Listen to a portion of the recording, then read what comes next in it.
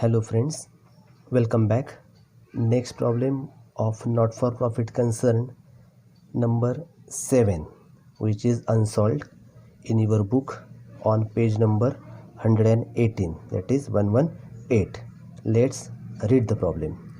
From the following transactions of receipt and payment account of Pawan Putra Hanuman Vyam Shala Parbhani and the adjustments given, you are required to prepare income and expenditure account and balance sheet as on 31st March 2019.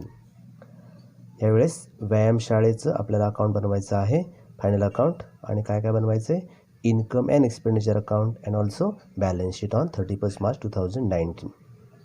They have given us receipt and payment account for the year ending 31st March 2019.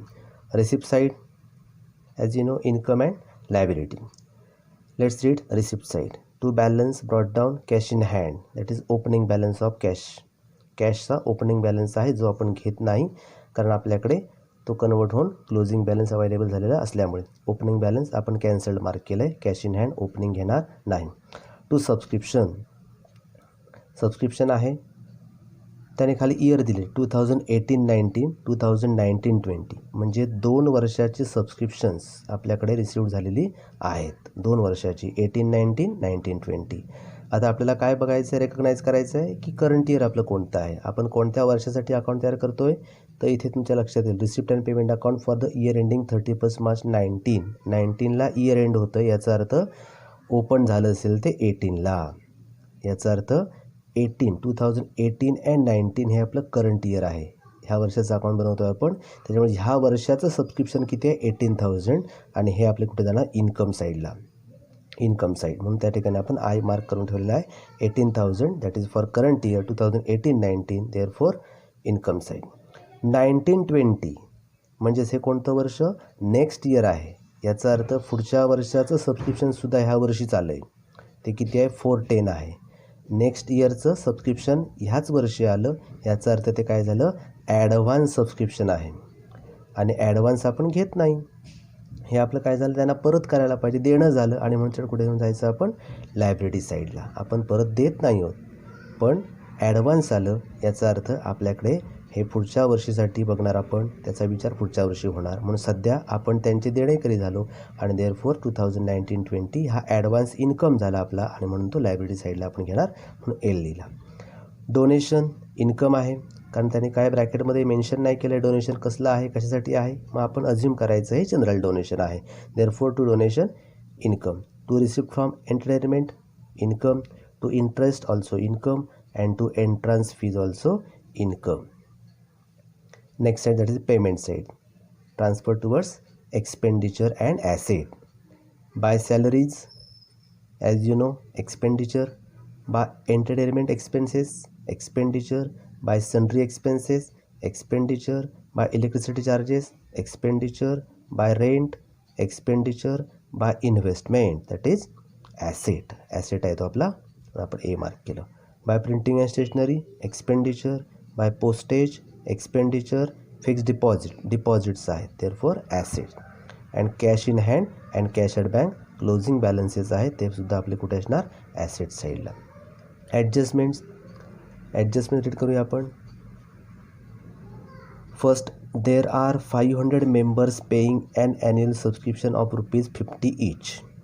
सबस्क्रिप्शनबद्दल आहे, आणि म्हणून आपण त्या ठिकाणी subscription current इयरला mark करून ठेवलेलं आहे, स्टार मार्क करून ठेवला, एक ॲडजस्टमेंट आहे. आउटस्टँडिंग सॅलरी 1,200, सॅलरीला स्टार मार्क करून ठेवला आपण, ॲडजस्टमेंट आहे म्हणून. The assets on 1/4/18 were as follows. Last इयरचे ॲसेट्स आहेत हे, आणि हे आपण करंट इयरला घेतो, कारण हे फिक्स ॲसेट आहेत, आपण दरवर्षी वापरतो, आणि त्याच्यामुळे हे आपल्याला बॅलन्स शीटला घ्यायला लागतील. बिल्डिंग आणि फर्निचर ॲसेटला आपण आहे तसे घेऊन ठेवणार आहोत. Provide depreciation on building and furniture at 5% and 10% respectively. पण इथे स्टार मार्क केलं आहे मी, building star mark, furniture star mark, डेप्रिसिएशनसाठी. 50% entrance fees are to be capitalise, entrance fees capitalise, star mark केला आपण, एक adjustment. Interest on investment at 5% per annum has accrued for 6 months. इन्व्हेस्टमेंटचा इंटरेस्ट आहे, म्हणून स्टार मार्क आपण या ठिकाणी केला इन्व्हेस्टमेंटला. आणि कॅपिटल फंड आपल्याला दिला आहे त्याने 70,000 ओपनिंग, 1/4/2018चा ओपनिंग कॅपिटल फंड दिलेला आहे, क्लोजिंग आपल्याला काढायचं आहे. तर अशा प्रकारे आपण हा प्रॉब्लेम काय केला, रीड केला आणि मार्क करून ठेवलं. आता आपण प्रिपेअर करूया इन्कम अँड एक्सपेंडिचर अकाउंट आणि बॅलन्स शीट, जे आपण ऑलरेडी तयार करून ठेवलेलं आहे. वेळ वाचवण्यासाठी आपण ते तसं करून घेतो आहे. नॉट प्रॉफिट नसर. Problem number 7 on 118. In the books of Pavanputra Hanuman शाळा व्यायामशाळा परभणी. काय बनवलं आपण, income and expenditure account for the year ended 31 March 19. Debit side that is expenditure, credit side income side ही प्रिपेअर करून घेतली. इनर आउटर कॉलम आपण आपल्या सोयीसाठी तयार करून घेतलं. अजून काय प्रिपेअर केलं आपण, balance sheet. Balance sheet as on 31 March 2019. Liability side, asset side. ठीक आहे, आपण पोस्ट करूया. पोस्ट करताना आपण पेन वापरला आहे ब्लू पेन. ब्लू पेनच्या ठिकाणी आपण विचारात घेऊया सध्या. ठीक आहे, सुरुवातीला आपण इन्कम एक्सपेंडिचर अकाउंट कोणकोणते आहेत ते आपण पोस्ट करून घेऊया आणि मग आपण बॅलन्स शीटकडे जाऊया. ठीक आहे, रिसिप्ट साईड खाली करूया. जे आय दिसतात ते आपण या ठिकाणी लिहून घेऊया. इन्कम आहे, हे इन्कम आहे, ते सगळे इन्कमच आहेत, फक्त ही लायबिलिटीज आहे. आपण पोस्ट करूया. सबस्क्रिप्शन इन्कम साईडला बाय सबस्क्रिप्शन, त्याला आपण एक स्टार मार्क केला आहे म्हणून इनर कॉलममध्ये घेऊन ठेवले 18,000. मग आपण ही स्पेस सोडली आणि नेक्स्ट लिहिलं बाय डोनेशन. डोनेशन्स ॲडजस्टमेंट नाही, outer column 6,000. Receipt from entertainment ते पण लिहून ठेवलं by receipt from entertainment 5,400. Interest income आहे म्हणून बाय इंटरेस्ट 400. है ना, ॲडजस्टमेंट नाहीत, आपण आउटर कॉलममध्ये घेतलं. Bye entrance fees, entrance फीला adjustment आहे, आपण स्टार मार्क केला होता. 6,200 आपण इनर कॉलममध्ये घेऊन ठेवले आणि स्पेस सोडली. ठीक आहे, इन्कम साईड आपण पूर्ण केली. आता इथे आपण अपोजिट साईडला एक्सपेंडिचर कोणकोणते आहेत ते बघूया, म्हणजे आपलं पोस्टिंग ह्या अकाउंटचं होऊन जाईल. बघा, सॅलरीज एक्सपेंडिचर आहेत म्हणून आपण लिहिले 2 सॅलरीज, त्याला स्टार मार्क आहे एक म्हणून इनर कॉलममध्ये 6,000 स्पेस सोडली. Next by entertainment expenses 2,480 outer कॉलममध्ये घेतलं. प्रिव्हियस व्हिडिओमध्ये आपण हे एक्सप्लेन करून तुम्हाला सांगितलं आहे की आपल्याला नेट जर असा बॅलन्स हवा असेल तर तुमच्याकडे दुसरा पर्याय कोणता, अल्टरनेटिव्ह ऑप्शन कोणता आहे, रिसिप्ट फ्रॉम एंटरटेनमेंट ह्या ठिकाणी आहे. त्याच्याबद्दल काय करायचं आहे, लेस करायचं. हा सेकंड ऑप्शन तुमच्याकडे अवेलेबल असतो. 5,400 रिसिप्ट झाले, एवढे पैसे आपल्याकडे जमा झाले एंटरटेनमेंटमधनं आणि ॲक्च्युअल आपण खर्च केले एवढे. नेट बॅलन्स तुम्हाला या ठिकाणी काढता येऊ शकतो, पण आपण मात्र काय केलं आहे, रिसिप्ट आहेत त्या ठिकाणी इन्कम साईडला आणि पेमेंट आपण दाखवलं एक्सपेंडिचर साईडला. एंटरटेनमेंट एक्सपेन्सेस 2,480 आउटर कॉलम आपण घेतलं. टू सन्ड्री एक्सपेन्सेस आहेत पुढे, electricity charges, to rent, to printing and stationery आणि टू पोस्टेज. यांना कोणत्या प्रकारचे ॲडजस्टमेंट नाही आहेत म्हणून आपण ते सगळेच्या सगळे आउटर कॉलममध्ये घेऊन ठेवले. ठीक आहे, अशा प्रकारे आपली एक्सपेंडिचर साईड पोस्ट करून झाली. आता आपण बॅलन्स शीट पोस्ट करूया. बघूया इकडे ह्या साईडला कुठे लायबिलिटी दिसते का, आहे एक लायबिलिटी 2019-20 410 ॲडव्हान्स आहेत म्हणून त्या ठिकाणी ॲडव्हान्स सबस्क्रिप्शन या ठिकाणी मी लिहून घेतले 410. ॲडव्हान्स सबस्क्रिप्शन 410 या ठिकाणी घेतले. आता इथे ॲसेट कोणकोणते आहेत ते बघा, आहेत बघा इन्व्हेस्टमेंट. इन्व्हेस्टमेंट घेऊन ठेवली मी, इन्व्हेस्टमेंट ॲसेट्सला इनर कॉलममध्ये. आता हे बिल्डिंग फर्निचर हे ओपनिंग बॅलन्स आहेत म्हणून त्यांना मी स्पेस वर सोडली. जर तुम्हाला वाटलं तर आपण या ठिकाणी जे ओपनिंग बॅलन्स आहेत ते अगोदर पोस्ट करून घेऊ शकतो. म्हणून जर आपण बघितलं तर आपण त्या अर्थाने जाऊया किंवा त्या बाजूने जाऊया. The assets on 1418 was as follows. Building 50,000, furniture 15,000. हे आपण अगोदरच लिहून घेतलं तर चालतं. बिल्डिंग 50,000 स्पेस सोडली, फर्निचर 15,000 स्पेस सोडली यासाठी. अजून काय बघा, 1418चा 2018चा ओपनिंग बॅलन्स अजून कुठे दिसतात का बघा, आहे बघा कॅपिटल फंड. तो सुद्धा लिहून ठेवायला हरकत नाही सुरुवातीलाच, म्हणून कॅपिटल फंड मी सुरुवातीला घेऊन ठेवला 70,000 आणि तो आपण ऑलवेज काय करतो इनर कॉलममध्ये घेतो, कारण त्याला ॲडजस्टमेंट किंवा सरप्लस डेफिसिट असतं म्हणून आपण इनर कॉलममध्ये घेऊनच ठेवतो. तर हे असे ओपनिंग बॅलन्ससुद्धा अगोदरच पोस्ट करून आपण ठेवू शकतो किंवा नंतर आपण स्पेस ठेवून लिहू शकतो. ठीक आहे, आता आपण पोस्ट केलं असं गृहीत धरूया आणि पुढे जाऊया. ते म्हणजेच इन्व्हेस्टमेंट आहे ती आपण लिहून ठेवली. इन्व्हेस्टमेंट ॲडजस्टमेंट आहे, इनर कॉलममध्ये स्पेस सोडली. नेक्स्ट आहे बघा काय ए असणारं डिपॉझिट आहे, फिक्स डिपॉझिट, ते सुद्धा लिहून ठेवलं. फिक्स डिपॉझिट 3,900, त्याला ॲडजस्टमेंट नाही आउटर कॉलममध्ये. आणि शेवटी हे बॅलन्सेस आहेत, closing balances. Cash in hand, cash at bank, cash in hand, cash at bank आपण लिहून ठेवले 830 अँड 6,000. असं आपण हे पोस्टिंग पूर्ण केलं. पोस्टिंग पूर्ण झालं तर ॲडजस्टमेंट्स बघूया. Adjustment number first, there are 500 members paying an annual subscription of ₹50 each. ही जी व्यायामशाळा आहे परभणीवाल्यांची, ज्याच्यामध्ये किती मेंबर्स या ठिकाणी वर्क करतात, किती मेंबर्स याच्यामध्ये आहेत इन्व्हॉल्व, तर ते म्हणतात 500 मेंबर्स त्या ठिकाणी त्या व्यायामशाळेमध्ये रजिस्टर्ड आहेत. आणि ते प्रत्येकजण किती वर्गणी गोळा करतात सबस्क्रिप्शन, 50 ईच, प्रत्येकजण 50. म्हणजे किती ॲन्युअल वर्गणी गोळा व्हायला पाहिजे बघा सबस्क्रिप्शन. वर्क करून बघूया आपण थोडंसं. हे वर्क आहे बघा इथे. सबस्क्रिप्शन आउटस्टँडिंग आहे. Outstanding subscription for current year 18-19चं आपण या ठिकाणी काढतो आहे. बघा कसं काढतो आहे आपण. ॲन्युअल सबस्क्रिप्शन, वर्षाची वर्गणी किती गोळा व्हायला पाहिजे. एकूण मेंबर्स किती आपल्याकडे आहेत, 500 मेंबर्स, ईच पेईंग 50 ईच, प्रत्येकाची वर्गणी 50. याचा अर्थ किती गोळा व्हायला पाहिजे, 25,000 ही टोटल आपली ॲन्युअल सबस्क्रिप्शन आहे. वार्षिक वर्गणी एवढी व्हायला पाहिजे 25,000. ॲक्च्युअल रिसिप्ट किती झाली इथे दिसते. 18-19ला ॲक्च्युअल रिसिप्ट झाली 18,000. देअरफॉर ॲक्च्युअल रिसिव्ड, प्रत्यक्ष मिळाली, रिसिव्ड झाली, रिसिप्ट साईडला आहे ती 18,000. म्हणजे याचा अर्थ किती मिळायची बाकी आहे, 7,000. Therefore outstanding for current year 7,000. Total subscription कसं काढलं आपण, 500 members into 50 each, total 25,000. Actual received 18,000 and to be received that is receivable 7,000. That is outstanding for current year. या ठिकाणी आपण काय केलं बघा, सबस्क्रिप्शन अगोदर लिहून ठेवलं होतं 18,000 आणि किती यायचं बाकी आहे आपल्या की 7,000, म्हणून ॲड आउटस्टँडिंग 7,000. टोटल किती वार्षिक वर्गणी आपल्या आहे 25,000 आउटर कॉलममध्ये. अशी ती आपण ॲडजस्टमेंट केली. 25,000 आउटर कॉलमची अमाऊंट यायला पाहिजे. 18,000 रिसिव्ड झाले आणि 7,000 रिसिवेबल आहेत, म्हणजे येणं आहे. आणि येणं आहेत म्हणजे सेकंड इफेक्ट कुठे असायला पाहिजे, ॲसेट साईडला. म्हणून outstanding subscription 7,000 second effect. Outstanding current year आहे म्हणून ॲड केलं, करंट इयरचं आहे म्हणून ॲड केलं, आणि येणं आहे म्हणून ते ॲसेटला ट्रान्सफर केलं 7,000. अशी ती ॲडजस्टमेंट आपली पूर्ण झाली. अजून outstanding salary was ₹1,200. Outstanding salary आहे, म्हणजेच कोणत्या बाजूला एक्सपेंडिचर टू सॅलरी 6,000 आणि आउटस्टँडिंग फॉर करंट इयर आहे म्हणून आपण ते काय करतो, ॲड करतो 1,200. 7,200 एवढी सॅलरी आपण पेड करायला पाहिजे होती, पण ॲक्च्युअल पेड केली 6,000 आणि पेएबल आहे 1,200. 7,200. पगार लोकांना द्यायचा आहे 6,000 आणि प्रत्यक्ष 7,200 द्यायचा होता, प्रत्यक्ष दिला 6,000. 1,200 द्यायची बाकी म्हणजे देणं झालं, आणि देणं म्हणजे लायबिलिटी. म्हणून लायबिलिटी साईडला आपण लिहून ठेवलं आउटस्टँडिंग सॅलरी 1,200. पुन्हा बघा आउटस्टँडिंग एक्सपेंडिचर आहे. आउटस्टँडिंग एक्सपेंडिचर लायबिलिटी साईडला, आणि हा आउटस्टँडिंग इन्कम होता म्हणून तो कुठे घेतला आपण, ॲसेट साईडला.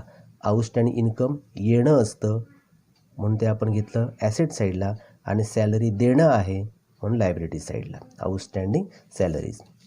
नेक्स्ट ॲसेट्स ॲज ऑन हे आपण मगाशी लिहून ठेवलेत. बिल्डिंग 50,000, फर्निचर 15,000 लिहून ठेवलेत. Provide depreciation on building and furniture at 5%, 10% respectively. Depreciation आहे 5% ऑन बिल्डिंग, म्हणून डेप्रिसिएशन तुम्हाला माहिती आहे आपण लेस करतो. लेस डेप्रिसिएशन 5%, ह्याच्यावर 5% काढले आपण, ते किती येतात 2,500. 50,000 into 5/100, 2,500. Net amount 47,500. Same as to furniture.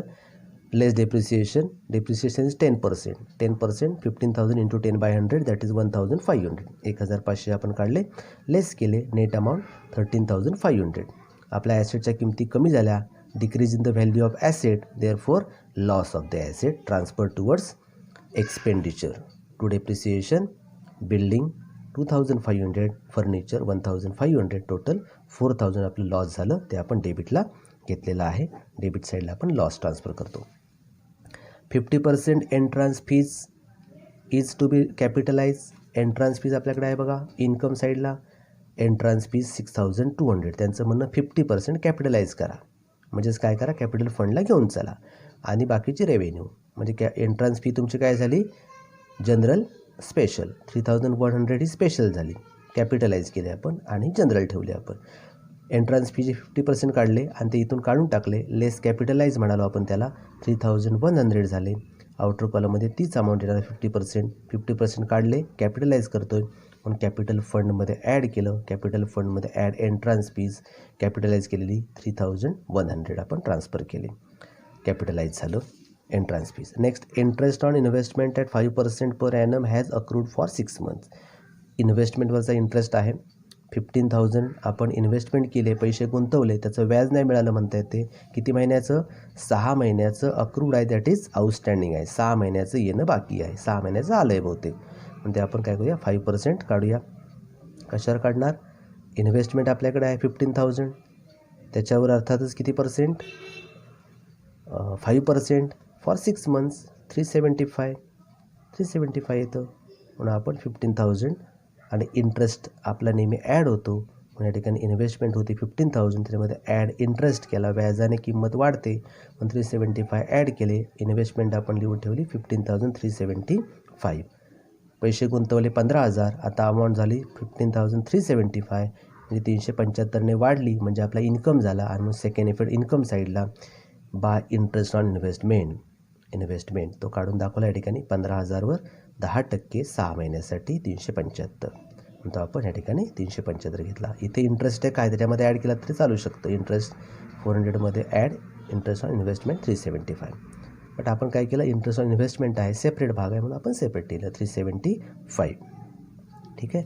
Next capital fund आपण ऑलरेडी लिहून ठेवला. Capital fund 70,000. अशा प्रकारे आपण पोस्टिंग आणि ॲडजस्टमेंट पूर्ण केल्या.